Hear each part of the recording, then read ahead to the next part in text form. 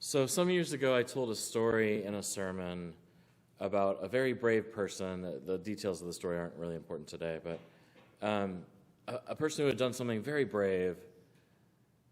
And in the sermon, I then confessed that I wasn't sure I had it in me to do the same sort of very hard thing they had done. Now, afterwards, in the receiving line at the end of service, an older man told me very emphatically, "Never say something that you can't do like that. What am I supposed to think about that?" He was really almost angry about this. And then after that, he pretty much stormed away, very quickly walked away. And I was sort of taken aback because I thought back to what I had said, and it was definitely a thing I had sort of inserted into the sermon, not something I had written ahead of time, which I do pretty often. It was more of an off-the-cuff thing. And it was because I had a moment of my own reflection at that time that I just wanted to share with that congregation. Because I think we hear a lot of stories of people who do these amazing things, people who seem like saints among us, people who make the most difficult choices with no hesitation. And in movies and books and stories, which is where a lot of that comes from, they seem so confident, so convinced of the righteousness of their actions. They're such shining examples of the best of humanity for us. And I enjoy these stories as much as anyone, but I also know that I don't feel like that most of the time, not me. I mean, I might be capable of making a hard choice. I've certainly done it a few times in my life. But I'm not going to make a hard choice without agonizing about it, that's for sure. And I'd like to think that I would be willing to sacrifice everything for the right cause. But I worry maybe that's not true. And I am absolutely certain that I am not some saint. That's for sure. And so, going through all of that, what has given me hope in that sort of situation is hearing about the real inner trials those great figures actually had.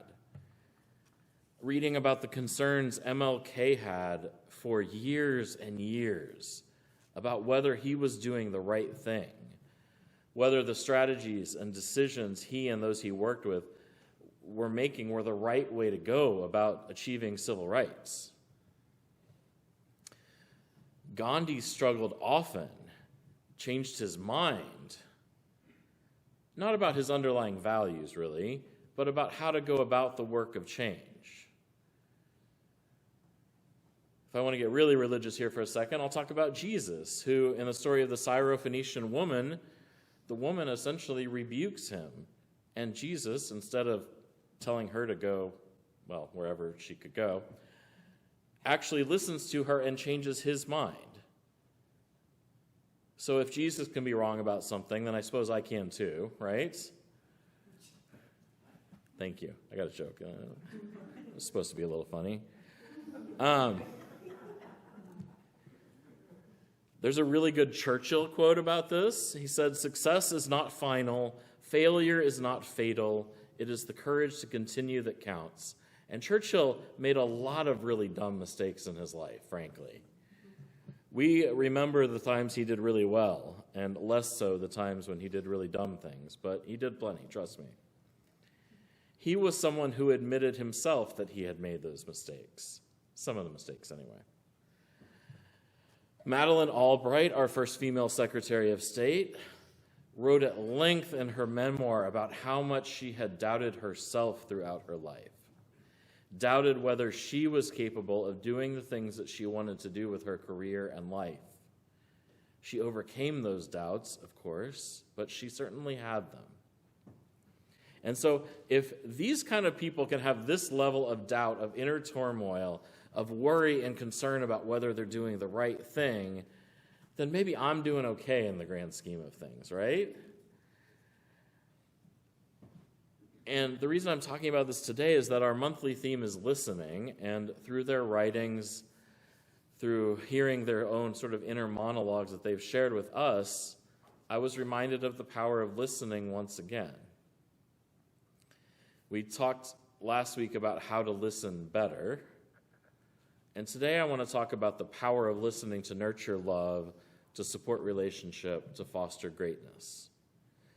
So back to those great figures of history, the power of listening to others about the struggles they have had, and the power of listening to my own doubt, of listening to my own feelings and thoughts in a non-judgmental way, not in a I'm not good enough sort of way, but just being in touch with who I am inside. And that's a form of love too, of loving ourselves. Now, I was guest preaching that day in the sermon I talked about earlier, so I don't actually even know that man's name who talked to me. I'm not sure he introduced himself, to be honest. I don't know where he is now. But that man who stopped me in the receiving line, I hope that he got whatever he did need that day, because clearly listening to my sermons was not what he needed that day, and my doubts. I just hope he got whatever he needed somewhere. We disagreed about something I said, but I know we agree that he's worthy of love and affirmation, and I hope he found it somewhere. Perhaps he found it in some other relationship in his life, because deep listening can provide that. But it takes really wanting to hear another story. To speak about another great figure of history, I think of this in the work of the Buddhist teacher Thich Nhat Hanh, who died just 2 years ago at the age of 95. He was a very deep believer in the power of listening to promote understanding and relationship. He said that these were crucial elements to a meaningful life. I want to share something he said. It's pretty short. He said, and I quote, "In any relationship, you may want to check whether you have understood the other person. Don't wait until they've left or they are full of anger to ask the important question, do you think I understand you enough? The other person will tell you if you haven't understood enough. He will know if you're able to listen with compassion. You may say, please tell me, please help me, because I know very well that if I don't understand you, I will make a lot of mistakes. That is the language of love." And so ends that quote. The language of love. The language of understanding and affirmation and transformation, because that's what we're seeking. To quote yet one more great figure, Mr. Rogers said that listening is where love begins. So as I said a week ago in the sermon, I talked about how to listen better, how to be present to another more fully and openly and honestly. And today I'm going to talk about where that leads, because it leads to love, as Mr. Rogers said. I don't mean that you'll fall in love with every person you listen to, of course not. But when I say love, I also mean something like worth. As our UUA principles put it, affirming the worth and dignity of every person. Listening, honoring each person's story is love. And so to go back once again to last week's sermon, I talked a lot about my time as a chaplain intern in the psychiatric unit at St. Elizabeth's Hospital in Boston. For me, every patient I spoke to, and there were dozens, hundreds, every patient was interesting because each of them had a story. And yet part of that story was whatever had brought them to be in that place, which is a place that no one wants to have to go to. But I've also never, ever been around so many people who so desperately needed to share their stories with someone. And as a chaplain, that was my job, just to be present to their stories. And in my previous career before that, I was a reporter, so I'm a really firm believer that everyone has an interesting and worthwhile story. We just have to listen well enough to hear it. With the patients in that psychiatric unit, that sometimes took a little bit of work, a little bit of direction. Many of them needed a question here or there to bring the focus or redirect back to what they really wanted to talk to.